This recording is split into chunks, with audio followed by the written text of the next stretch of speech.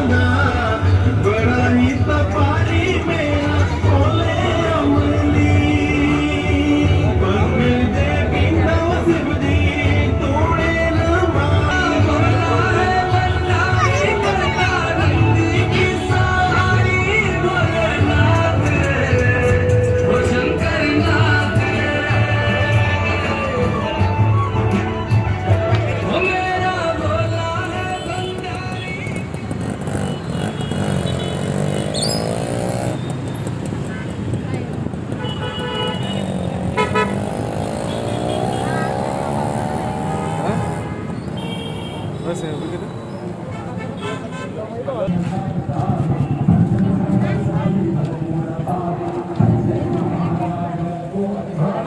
माझ्या आवडत्या गणपतीला दाखवायचं मामा मामा हे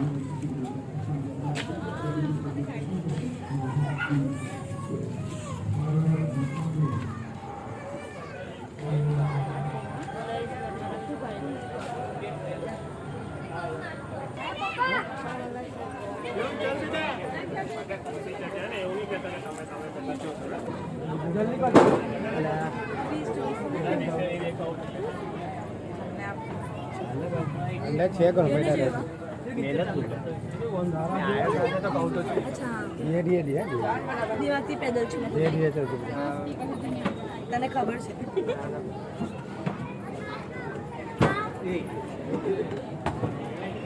भाई क्यों वही जो भाई बेगा ही जाएगा कहीं जाएगा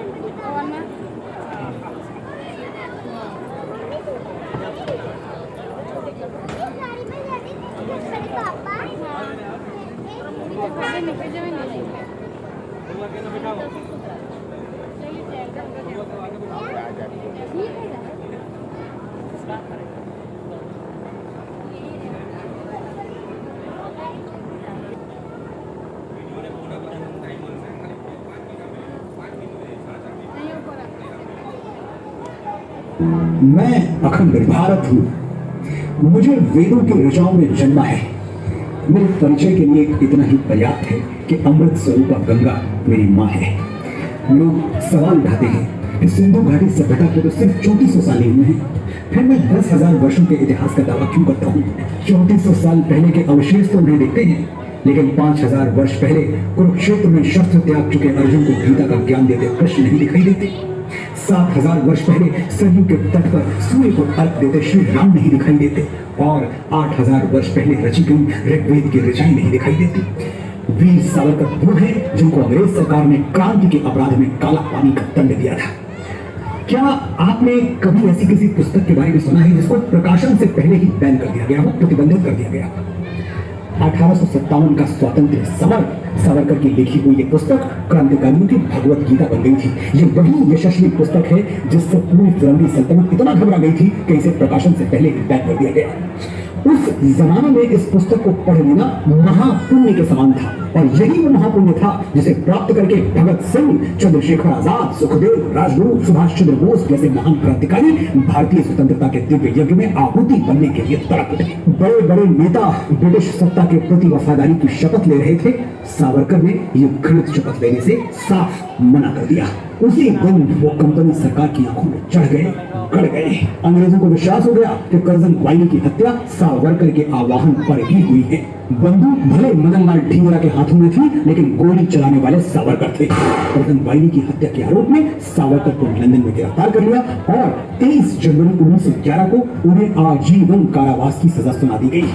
भारत पहुंचकर सावरकर पर फिर से मुकदमा शुरू हुआ, और उन्हें 2 जन्मों के लिए यानी 50 साल के लिए काला पानी जैसी असाध्य सजा दे दी गई। सावरकर दुनिया के अकेले ऐसे क्रांतिकारी हैं जिन्हें 2 आजीवन कारावास मिले थे। सिल्वर जेल भेजे जाने का मतलब था कि अंग्रेज सरकार आपके आगे विवश हो गई है, उसका कोई जोर जोर आपको झुका नहीं पाया। एक ही रास्ता है, आपको असह्य यातना दी जाए और बाहरी दुनिया से आपका संपूर्ण संबंध विच्छेद कर दिया जाए, total disconnect from the outer world. काले पानी की सजा पाने वालों को अंडमान की सिल्वर जेल में बंद कर दिया जाता था। वहां कैदियों से कैसा अमानवीय व्यवहार होता था, उसी से जानिए जिस पर बीती है। वीर सावरकर खुद लिखते हैं, सुबह उठते ही बंद कमरे के अंदर नारियल का तेल निकालने वाला कोल्हू चलवाया जाता था। कोल्हू चलाना इतना जटिल, इतना कठिन होता है कि बड़े बड़े पहलवान तक आधा चक्कर घुमाने में टूट जाते थे, और बाकी आधा चक्कर चलाने के लिए उन्हें कोल्हू के डंडे पर लटकना पड़ता था, क्योंकि हाथों में ताकत ही नहीं बचती थी। तब जाकर कहीं एक चक्कर पूरा होता था। अगर धोखे से गलती से कोल्हू रुक गया तो पीछे खड़े अंग्रेज सिपाही कोड़े बरसाने लगते थे। दुर्गंध भरे अंधेरे कमरों में भीषण गर्मी होती थी, जिससे बहुत ज्यादा प्यास लगती थी, लेकिन पूरे दिन में सिर्फ 2 कटोरी पानी मिलता था। अगर गलती से 3 कटोरी पानी पी लिया तो उसके लिए अलग से कोड़े खाने पड़ते थे। नहाना तो बहुत दूर की बात थी, हफ्तों तक खड़े रखा जाता था। शौचालय में भी बैठना प्रतिबंधित था।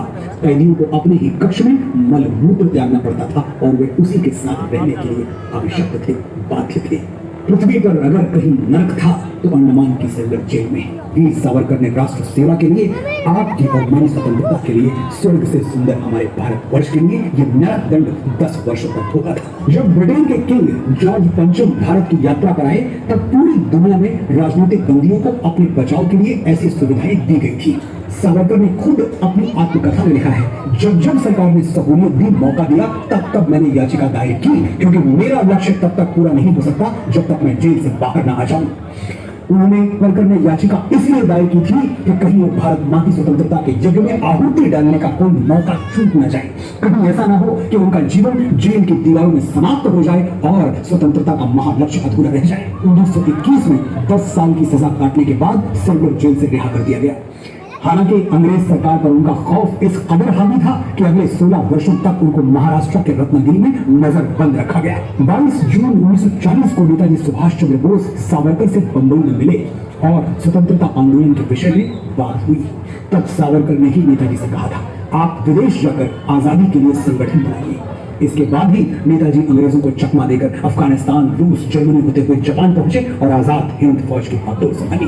भारत माता की जय श्री राम।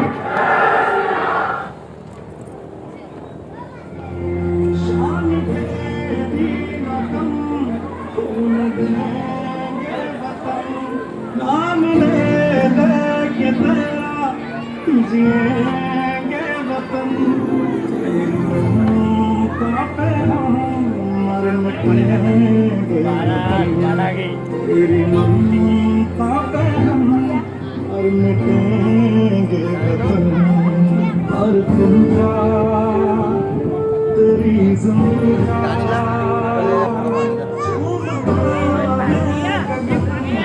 तेरी मर मिटेंगे वतन तेरी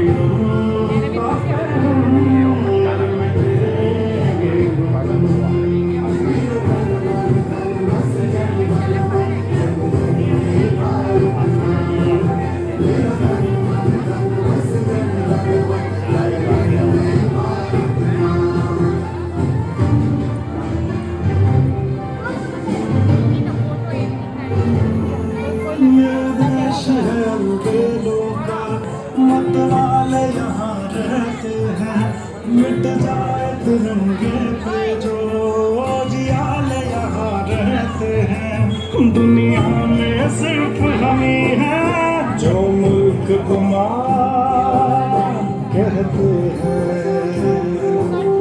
दुनिया में सिर्फ हम ही हैं जो मुल्क तुम्हारा कहते हैं। तेरी माटी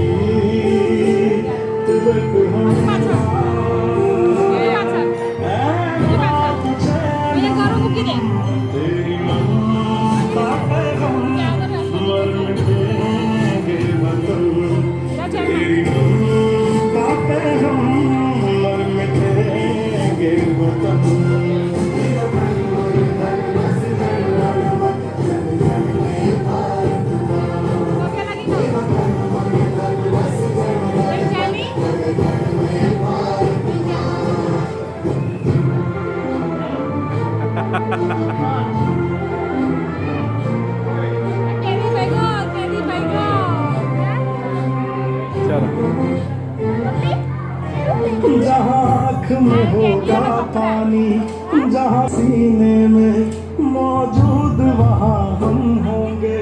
बाजू भी बहुत है, सर भी कटने से कहाँ कम होंगे।